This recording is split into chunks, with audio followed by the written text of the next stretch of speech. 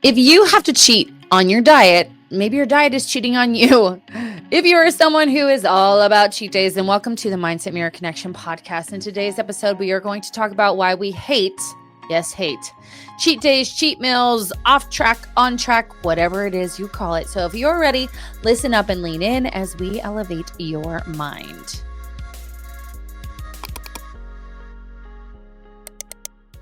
What'd you do this weekend? Oh, wow. So I went to the Phoenix Open on Thursday. How was that? It was fine. Over it? Yeah, I think so. It's too much. I think I'd rather go to the Pro-Am and actually maybe watch some golf. Okay. But where's Pro-Am? It's there. It's the like professionals and amateur, but it's like Larry Fitzgerald. Oh, like Justin Timberlake, okay. like, That's yeah. what. Okay. So, I think I'm just over standing around and drinking. Yep.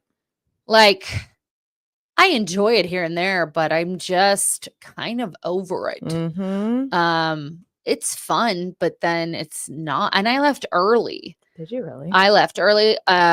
So for those of you who don't know, the Waste Management Phoenix Open is like this crazy party. And I always get greenskeepers passes, which is like there's like 8 drink tickets and like there's all these different food stations. And of course, the only option they had that was like remotely healthy was this like poppy seed salad. And then I go get it and it has like sweet potatoes and they're frozen. I was like, the fuck? Come on. Because you have one job. You pretty penny for those tickets. Right. And so I had the chicken out of 2 of those. I had a chicken tender. I had some French fries. Like my friends had some. So I took, we left early. Yeah. Came home, ate my kava that I had already planned on. No, Chipotle.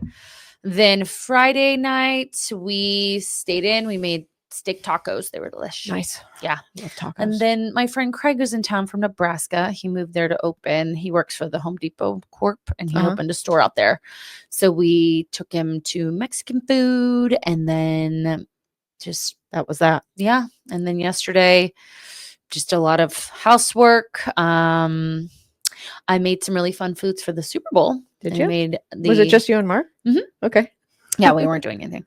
I made buffalo chicken dip, like as our little app with veggies. He got chips for himself. And then I made cheeseburger stuffed sweet potatoes. I saw that. Yeah. You're supposed to put like... I'm telling you, the hack for a good calorie, like nutrient dense meal is a sweet potato with a meat, some avocado, and whatever like veggie you want. Yeah. Like if you're on the go, throw that together and it's great. I took, you bake the sweet potatoes, you take the insides out, you put them in with the ground beef. Oh.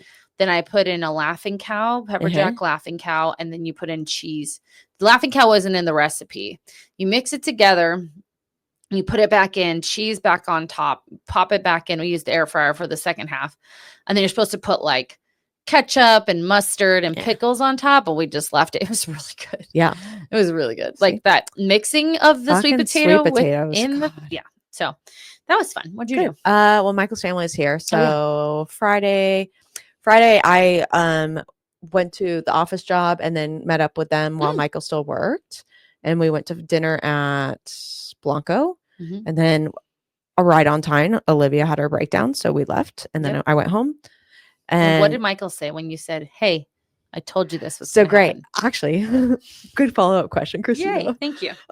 So we had talked about it because I was like, "What's our plan?" He's like, "I will take care of her." Okay.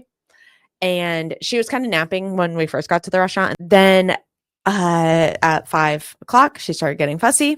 I looked at Michael, and he said, "I know," and I said, "Okay." And then at 5:10, I said, "I'm ready to go." He said, "You can leave whenever you would like." And I said, "Okay, will you go get the car?" He got the car, we loaded it up and we left. There you go. I know. So it was great. But I was like, you don't realize because that was my first week back at the office job. And again, like, it's not like a lot of work essentially, but I was like, I'm fucking dead. I'm sure. Yeah. And so, I mean, even like I talked about with the hysterectomy, like you're so fucking tired. I'm tired. And then I'd been up since 3:30 that day. And then Saturday, it was a lot for her. Because you don't really think about it too with a baby, and you're like, oh, this is a lot for them, like just to be out and about in the sun. So Saturday, I worked out, did my thing. Then we went to brunch at Buck and Ryder. Oh yeah. So had that, and then dropped them off at Carolyn. I went home, stayed there for the evening. Michael went back out with them for dinner, so we stayed home. And then yesterday they came over for this. We went to brunch at Richardson's. Yeah, I know, the best. Oh my god! You need to stop putting things in your pockets. So then we went to brunch at Richardson's, but she stayed with my mom because my mom started coming back over to work out after she got her TTs done. So she stayed at home with my mom because she was napping. Then we got Richardson's, then went home, hung out, and then I went to bed at 7 and said, sorry, guys. Yeah. They said, okay, good night. I said, good night. Yep. I didn't really watch. I was so happy with the outcome of the Super Bowl. That's great. As I heard, it was a blowout. It was hilarious. That's terrible. I mean, it wasn't really a blowout. I mean, I don't know why the Chiefs showed up in the fourth quarter. They scored like 22 points in the fourth quarter. Yeah. What was this final score? Do you know? 40-22. But it was like 30. 0. Yeah. At the halftime, it was like ridiculous. Yeah, 24-0. Yeah. Do you believe that today should be a national holiday, the day after the Super Bowl? You know what's funny? Again, you know what's funny? Is yesterday when they were doing like the commercials and all that stuff, because there's like all these celebrities, like the Super Bowl show up and go out. I was like, wow, I feel like this is a bigger day than the election. Oh, yeah. And I was like, that's kind of sad. Yeah. I mean, actually, I don't think it's sad. I think it's something we all come together to like enjoy. You do? Together, okay, that's a whereas positive election perspective. Is like that's positive. So. No, I don't think the day after the Super Bowl should be the day off. I think the day of the election should be a national holiday, and everybody should be able to go and vote at an appropriate time. Or I get both. And here's the thing: no one gives a shit when President's Day is. Just make it the day after the Super Bowl. Yeah, because next week is President's Day, right? Too. Just make it that day. Yeah, I don't get it. So then move the Super Bowl back or ahead of. Just move President's Day. So move President's Day. I don't think the dead presidents are like, oh no, I'm rolling over in my grave. Yes, it's on February 10th this year. Yeah, just be happy we're still celebrating you, George Washington. Yeah. God. Anyway, I do think that it should be a national holiday. Good. Starbucks is giving free coffee away today. Are they really? Yeah. People are tired. All day? Yes. People are tired. They've been drinking all night. Holy fuck. Yeah. That's a lot of money. Well, you know what? But I'm pretty sure they're going to be okay. Starbucks doesn't need that. They're going to be okay. You can go get your Frappuccino. Speaking of Frappuccinos. Cheat days, y'all. So we've all been there before. You've been there. Well, yeah. Yesterday would have been a great cheat day. Yeah. There you go. If you had your cheat day, you probably were good all week, tracking your food if that's something you do, skipping your dessert. Didn't drink for like 3 days. Yeah, saying no to the pizza. And then boom, you have decided you're going to have a cheat meal. You go all in, feeling like a kid in a candy store. And then today, you feel like absolute dog shit, both physically and mentally. I had a client say, oh, I'm just considering this my cheat meal. He was on a trip to Miami, West Palm Beach area, and he like done really well. Like we went through the menu for one thing. And, when I want you guys to realize, like, we don't do this for every single person, but when my client is traveling and he has decided he wants to be in a deficit because that's something we're working on, then I'm going to help support that and ensure that he's getting the right vitamins and minerals that he needs. So I'm going to look at menus because he is someone that travels a lot for work. He's actually going to be in like Hong Kong this week. And that must be very challenging to read their menu. No, actually, I use ChatGPT to help me pull all of the like macro friendly foods in Saudi Arabia, Hong Kong, Singapore, somewhere else. Anyways, so we went through the menu and like found this wonderful like Chilean sea bass, whatever. And then the next night was the night that he's like, this is going to be my cheat day. And I go, get that fucking word out of your mouth. I'm gonna smack it. I'm gonna smack it. And we had to have a whole situation and conversation about that. And so here we are, why we believe cheat days are a problem. So what we're going to talk about is breaking down why cheat meals create this kind of toxic cycle in the mind that Mhm. keeps you stuck in what to do instead. Okay. So for me, cheat meals is a mindset. That's a huge problem. Mhm. Like, they'd be like, I'm going to have a cheat day in college. I'm going to cheat on everything today. Yeah. Or I'm going to have a cheat day in the Cheat stock relationship. market. Yeah, I'm going to cheat on my relationship. Yeah. There's nowhere, is there anywhere that cheating is acceptable other than in the diet culture industry? Because there's literally coaches that promote like I know, I see it and I cheat go, days. you're gross. Gross. We hate Yeah. you. I go, eh. When I see it, scroll faster. Gosh. Mm. Is there anything? Well, whatever I thought of was going to be is wildly inappropriate, and I shouldn't say it out loud. Why? Because it's about Mormons. Like if they're in a cult and they cheat because they have multiple wives, Oh, yeah. that would be That's acceptable, apparently. Yeah. That's it. Yeah. So this concept of like, I get to cheat on my food. Uh-huh. Like, that sounds Not a dumb. thing. Not a thing. The word cheat makes it sound like you're obviously doing something wrong. If you guys don't remember, the concept of like guilt versus shame, guilt says I did something wrong. So if we're saying we're cheating, we're saying I did something wrong. But then if you also are like, I'm a failure, I fucked up. Now it goes into I am wrong. So it's very much fueled in guilt and shame. And it leads to that kind of fuck it mentality that creates that overconsumption and regret. I have a client. She reached out. She goes, I don't understand. I'm doing it. My weight keeps going up, which is a conversation we had.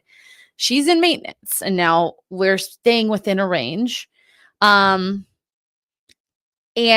since January, we've seen an increase. Really only like a 2 to 3 pound increase. But I said, hey, as your coach, Still significant. I need to point this out to you. Mhm. And she got very upset. She was very fragile in her thinking and went into fuck it mentality. We had a whole conversation about it. She's wonderful. I love her to death. And I said, look, this is actually really helpful because I want you to see how fragile that thought process was. That The thought process of I fucked up, so I might as well just give up. Uh-huh. And now her body is holding on to that fuck it mentality weight. And I said, look, it could be you actually gained some weight then. I don't know what you ate. You didn't track it. So I can't see it. Yeah. So we just have to assume you gained some weight and we just stay the course. We're not overcorrecting. We're not going into deficit. Just come back to what we know. And she was good with it. Like she definitely, like my weight is up today. And like, even with, I planned meticulously last week for the open and and the problem is that we ended up I thought we would go to Oso for dinner. So we had lunch with Craig and then we were going to have dinner with him too somewhere. And I was like trying to figure out what was the easiest place to go. But we ended up at Santeezy's because that's a place he loves and everyone loves. And I tried, but now my weight was what it is. Yeah. And I'm like, I think I actually gained weight, and that's just because I've had all these events. So for this particular client, though, that kind of screw it mentality from this, hers wasn't even cheat meal influenced, but it ultimately caused her to see the things she didn't want to see. And I think oftentimes when we cheat meal, we are like, well, it's only one. But is it? But it's not only one, because what usually happens, so there's the cheat meal mentality of it's just one meal, but usually it's accompanied by something, right? So like, let's take you going to the open, for example. I had a cheat meal at the open, which was during the day, but then if we're drinking and hanging out and we all want to go out afterwards, like to dinner or something like that, now it's a cheat dinner. And so now I'm at a cheat day. Well, that's great. But then I wake up the next day and then I think like, oh crap, I didn't plan for dinner. You go into that like anxiety or the Sunday scaries. And then you go, oh, well, I already fucked up. So I'll just start it on Monday because now it's Friday and I have the weekend. Right. And so here we are on Monday. Now I'm feeling guilty about the last 4 days instead of just that one meal. And so it became a cheat week. Mhm. And then I was bad. So like talking about that, like, because think about it, like if someone's like, "Ooh, you're a cheater," like that's a bad connotation. Right. And so why would, when I put that on food that I already have a disordered relationship with food, or not even disordered, but maybe a unbalanced relationship with food, now I'm exacerbating that every time. And then I'm Mhm. saying that every time. It's like almost like every time if you put on jeans and you're like, God, I'm chubby. God, I'm chubby. Mhm. It's like the jeans aren't telling you that. You're telling yourself that. Right. And now you're just hearing it over and over and reinforcing it. Mhm. So what's the word?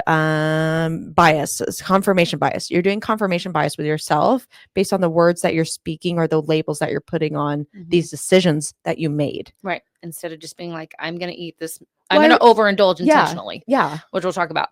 The other thing is like, there's this concept that we have to earn food. Oh, yeah. You don't need to earn anything, No. nor do you need to overcorrect anything. Did I overcorrect? No, actually, I upped my calories this week because I told you guys I was going to. Yeah. I was going to You're go like, to oh, I might as well. Yeah. Yeah. So I did what Yeah. I said I was going to do because that overcorrection is not going to serve So me. define an overcorrection. If I was to go into a deficit this week. Yeah. Because I have Eat less. seen, I've seen the scale, quote unquote, go up. Uh-huh. It went up to a place where I was like, fuck. And I was like, okay, it'll come back down tomorrow. Did not come back down today. Mhm. It went up another pound, which Mhm. I know I didn't gain a pound pound. overnight. So it needs to correct itself, right? So just eating at maintenance is going to allow that to happen. Uh-huh. But there's this concept of I earn this indulgent meal. Mhm. And that is disordered eating, thinking you have to earn Mhm. eating pleasurable foods or Mhm. hyperpalatable foods rather than recognizing that food is pleasurable and nourishing Uh-huh. and that there's that balance. But what that ends up doing is increasing the restriction and binge. Let's just call it's not a cheat day. It's a binge eating day, Mhm. but for some reason, cheat days sound sexier on social media. I don't know. Well, Wait, real quick. ahead. Literally the same influencer will be like, okay, we allow cheat days in our program, but then we'll talk shit about binge eaters. Yeah. It's like, no, dummy. It's the same. Well, and like going back to the earning food, just because you worked out for 7 days in a row doesn't mean you earned the food, because because I'll see that a lot where like I worked out 7 days in a row, so therefore I burned X amount of calories. And then if I log this food, like say the cheat meal's 1,500 calories, right?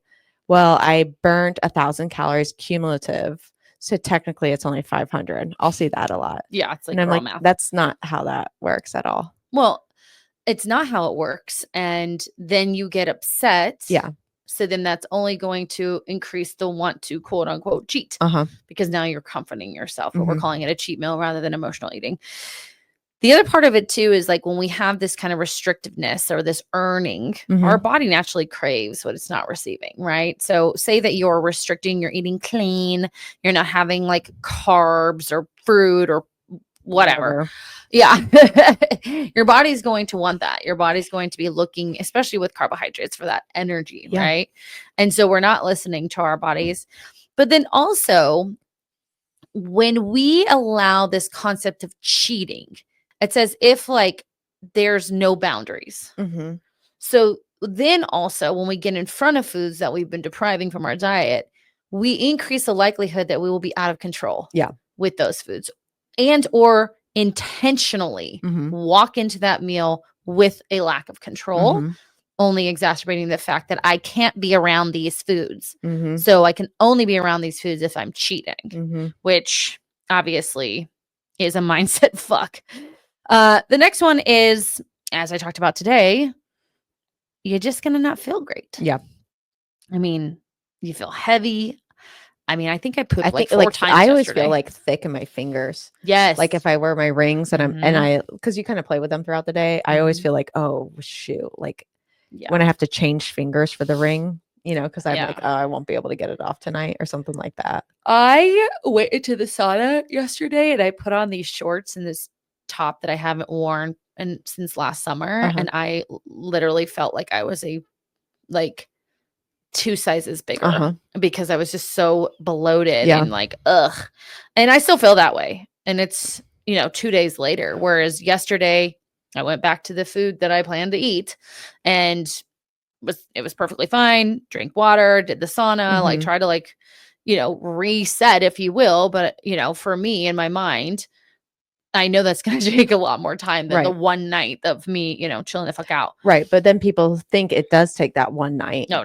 And then they go, see, that's why I don't eat that stuff. Yeah. And so it reinforces like that restriction of it, or like, I don't have this, I don't have that. Yeah. And it's like, well, maybe, or maybe not. Yeah, like maybe your body just needs some time. Yeah. To chill out. I interrupt this episode to bring you information on our Sprinkling Your Mindset Masterclass here at the Mindset of Matter. The Masterclass will be on March 25th, and it will be covering all of the things we talk about here at the Mindset Mirror Connection podcast and have you gaining understanding around your behaviors, your yo-yo dieting, your restricting and binging, you're starting over again on Monday. On top of that, you will get a $10 early bird discount to sign up for our 21-day Food and Body Freedom Challenge. This is a challenge that is a mini mindset method on top of receiving nutrition and exercise guidance. This is a taste of what we do here at the Mindset of Matter, and you'll receive our 21-day challenge at $29 if you sign up between now and our masterclass on March 25th. So I hope to see all of you both in the masterclass and in our 21-day challenge. Now, back to the show. The other part is too, we don't realize how many calories we're taking in. Yeah. And how that affects things like our blood sugar, right? So we have this huge spike in blood sugar. I think about when we went to New York and we went out with Howie and he took us to like a Korean steakhouse. Oh, cool. And there was probably, I'm not even shitting you guys, like 16 ounces of protein on the table. Nice. And it was delicious, but I ate more protein than I probably should have in one sitting. And like, I felt like a fucking salt lick. Like I felt my feet hurt. Like I was like, do I have gout? Like what is happening right now? I do not feel good. And that is going to affect your digestion. Think about all that protein in your system. Woo-wee. It's going to take a while for that motherfucker to digest. Get out of you. Or if we're doing the opposite, it's not protein, it's carbs. I mean, that's your blood sugar is going to be like boom, super high, and then boom, it's going to drop. So it's going to affect your energy levels. And this only reinforces that, like, see, I can't have these foods. Well, so that's interesting that you said that, because Michael and I had this conversation this weekend, because we are going to brunch. And so it's kind of like, what do you eat for breakfast? Because you don't really want eggs because you're probably going to have eggs at brunch or something like that. And so there's some blueberry muffins, and I was like, why don't you have a blueberry muffin? And this is not a cheat meal, but a lot of people would say like their cheat meal, like for brunch or breakfast, would be blueberry pancakes. We'll go in that context. But what he notices is when he has like that high carb, like sugary stuff in the morning, he crashes. And I was like, oh, great. Good. You notice that. And so relating this to the client listening, what they'll tend to do is not have breakfast, right? Or like something. They go to brunch at 10:30, 11, which you've probably been up since at least 8 or something like that. And then you have the pancakes. That's your cheat. And then you crash and your body's going to crave a replenishment. So now we're going into like mid-afternoon dinner. Right. What are we going to do? Are we going to have a high protein like dinner? Probably not, because we're not aware of what protein actually is. But just bringing that awareness to, it's probably the pancakes more so of that crash, rather than your energy and your mood, and like the week was really rough and all of that. Well, and what you just said is you're breaking your fast with a high amount of carbs and a very limited amount of protein. And a lot of sugar too. And sugar, yeah. Syrup and butter. That protein, when we break our fast, especially with women, is incredibly important for blood sugar stabilization throughout the day. So not only have we pushed back, so now we're in this 14-hour fasted window, and then we're breaking it with a bunch of carbohydrates. You're exactly right. It's just going to be this huge spike. Then you're going to feel like crud. When you feel like crap, you're going to want to replenish. We're going to continue to look for those foods.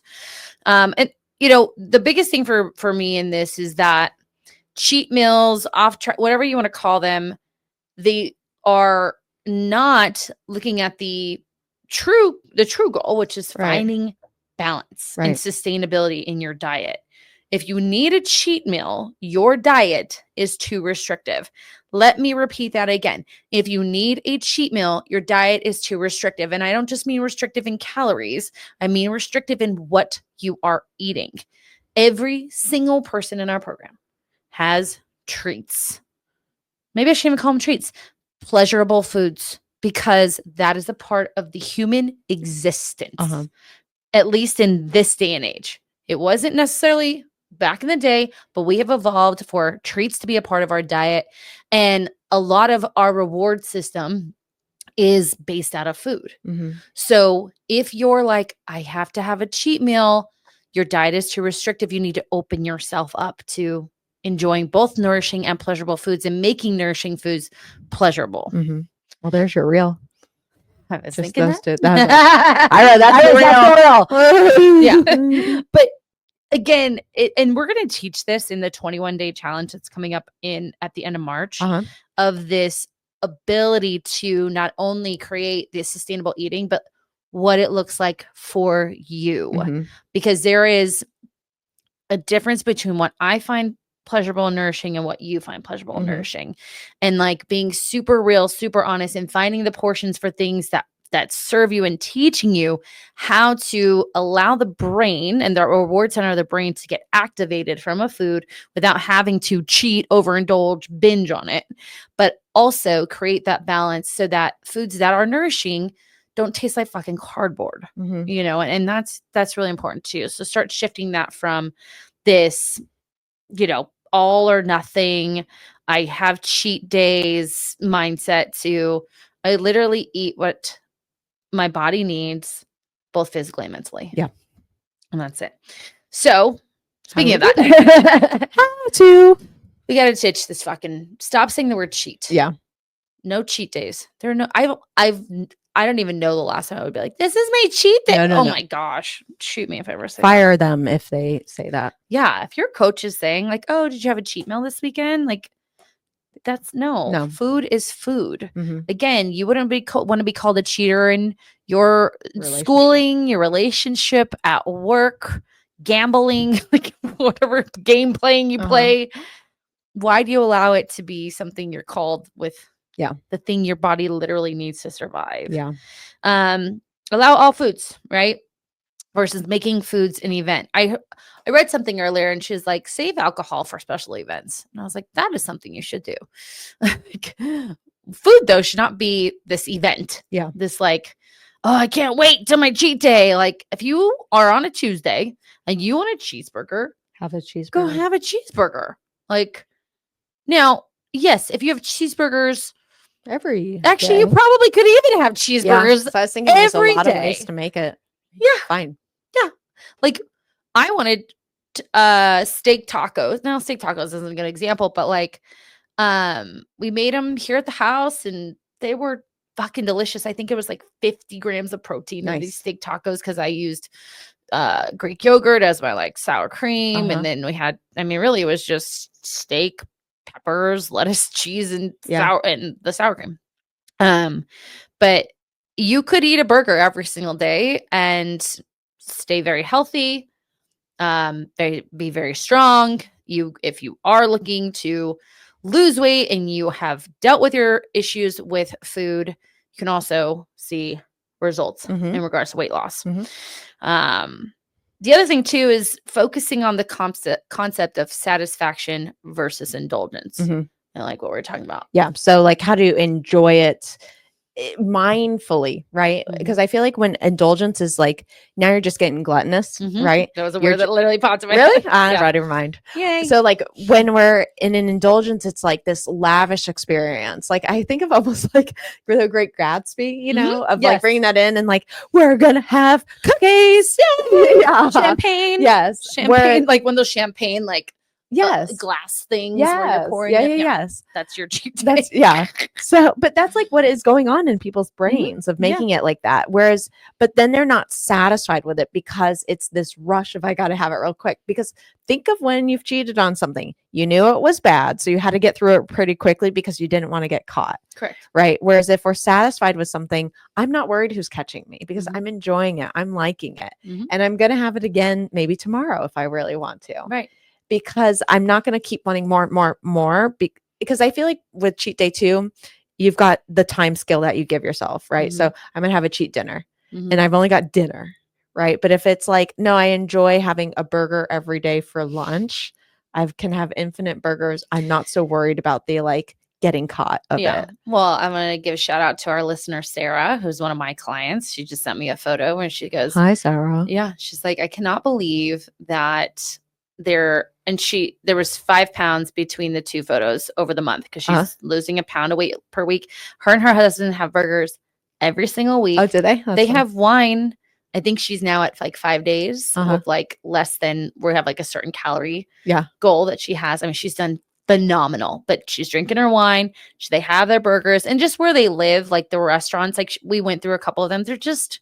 They live in the middle, like I won't say the middle like of nowhere, Northwest like, or North, like Midwest, like North Carolina. Okay. But they have like a farm, and you know, so like chicken wings is like a thing, the thing that she gets, and she is losing weight. There you go. You know, and she sent me photos. I'm going to post them because there's only 5 pounds in between, but they look so significantly different. And we're not in this like, I think she's at 1,700 calories in her deficit, which is nice. Definitely more doable than 1,200. I like the idea of planning for satisfaction versus restrictive eating. This concept. Yes. Planning for satisfaction. Meaning, and this is what I tell you guys, my clients listening, plan that burger. Ahead. Plan that burger first, baby. Say, I want a fucking burger this week. I'm going to put it in there and I'm going to work my ass backwards. Not that you have to eat super clean around it. But again, we're looking at vitamins. We're looking at micros and macros, right? Because your body actually needs that to feel good. Like we've got to get, and this concept of like, even tracking food, people are like, no, don't do it. Tracking food helps you know, like, am I getting the micros and macros that I need to feel good about myself? And so if I want to plan and I want to have chocolate every day, you can do it. You can have wine every day if as long as it works for your body. Because like I notice for me, number one, I can't drink like I used to. Number two, oh my gosh, I had a friend tell me she gained a lot of weight, and I know she's not reducing her alcohol intake. And she's like, I just don't understand. And I don't, at the moment, I'm like, don't say it. Don't do it. Don't do it. Anyways, but if it works for you, plan for satisfaction rather than restriction. So rather than going in and putting in your chicken breast and your broccoli and your egg whites with the nothing in goods, it, do the food that you want to enjoy first, and then plan the rest of the day around it so that you can get those vitamins and minerals in your body. And then as they talk about like the 80-20 principle. Now, 80-20 for me, I kind of pulled back from it, but I think a lot of it can be helpful for like someone who's newer to this. Just 80% of your food's coming from whole natural sources, 20% coming from pleasurable sources. I'm more in the sustainable eating quadrant type of. I see a lot of people abuse the 80-20. You think so? Yeah. Well, then it's like 60-40. I see a lot of people like kind of go, oh, yeah, I do 80-20, but like some days it's 90-10 and then it's like 90-10 versus the other way. Yeah. Where I'm like, and I think some of it too is a lack of education on what is 80-20 too. So sometimes I'll be like, literally, this is the amount. Like I'll say if like peanut butter, 20% of your meals are pleasurable foods, this is how many meals over the course of the month. Yeah. Like that's how, and then there's this idea of the permission paradox, as if the less you restrict your food, the less you're likely to overdo it. Absolutely. Right? If we don't even have the choice to cheat and we are planning for satisfaction, we're fucking golden. And telling yourself like, oh, I can't have that until Saturday, right? But you can like literally, I can have that any moment. I'm just choosing to have it for Saturday. Right. That's two different statements with the same outcome of having something on Saturday. Yeah. What did I want the other day? Oh, I wanted Barl's pizza. It was on Friday, but I already like planned my day. So then I planned it into yesterday. So we had, one thing I do, you guys, is I find healthy ways to make indulgent foods too. So like I love chorizo and eggs, but like pork chorizo is just, you know, so I do the soy, plus with the soy, you don't get like, oh really? You don't get all the like leftover parts of the cow or the pig. So it's just like soy and spices, right? Now, whatever people say about soy and women, I don't care. So Not the hill I'm gonna die on. no, it's not, because I love that chorizo. So I make that with egg whites, some cheese, and then I use those like Mission, high fiber little tortillas. Yeah. It's so good, right? So I had that scheduled for yesterday. I knew I wanted to have the pizza, and then we had the two like higher protein meals that I made more pleasurable. They were nourishing, sweet potato, but I added cheese to them, right? Our buffalo chicken dip. It's a ton of fucking protein. It's Greek yogurt, cream cheese, Frank's Red Hot, part-skim mozzarella, and like 15 ounces of chicken. And, making things pleasurable. But I wanted the pizza, so I didn't have it on Friday. I had it on Sunday. I enjoyed the shit out of that pizza. We hope this is helpful, you guys. No more of this cheat meal bullshit. Anything else? So I would say just know that you're going to have indulgent foods for the rest of your life. Yes. So the better relationship that you can create with them now, the easier it will be long term. Because there's nothing more than I want for women and men listening is to be able to walk away from highly indulgent meals and go, wow, that was really satisfying. I'm so glad good. I did that. Yeah. Instead of, oof, that was a big cheat. Right? It's like, again, cheating is bad. Yeah, cheating is bad. Like you don't want to continue to feel bad about yourself forever. Think of when you're 80. Do you really want to be looking in the mirror going, oh my gosh, I can't believe I had ice cream yesterday with my grandkids and now look at me. Right. It just sticks to me. And I think there's nothing more profound than thinking of your future self and how you want to feel at that age, because like we all know at 80, we're not going to be like in these skinny, lean bods with like, I mean, maybe, I don't know, but like really, I mean, even the 80-year-olds that look great, they look great, but they look 80. Right. Do you want to look and feel great at 80, or do you want to just look great and feel like shit when you're 80? Right. And do you really not want to not be able to enjoy dessert with your grandkids? And I would just add to that is, for those people who do struggle with this, my suggestion to you is to figure this out first before we're going into any sort of fat loss phase, because you won't figure it out. Well, and it's much more difficult to, plan for satisfaction when you're in a calorie deficit. I mean, we help people do it all the time.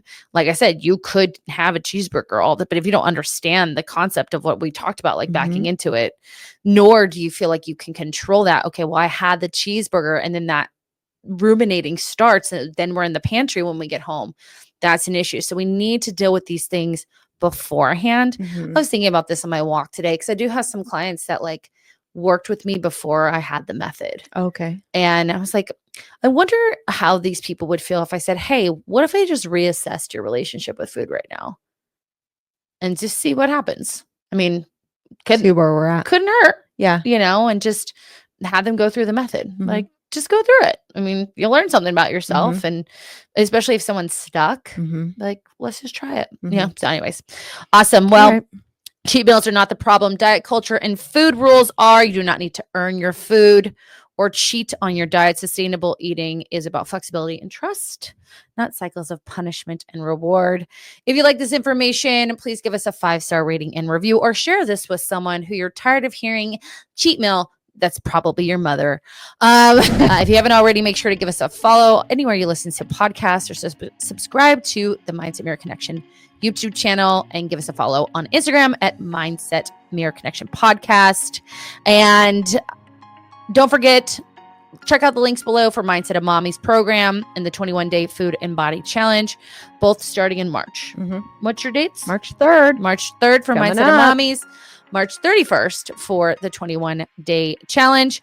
And if you're going to cheat anything, cheat your mindset to remember this. What you say in the mind, you see in the mirror. Goodbye. Goodbye.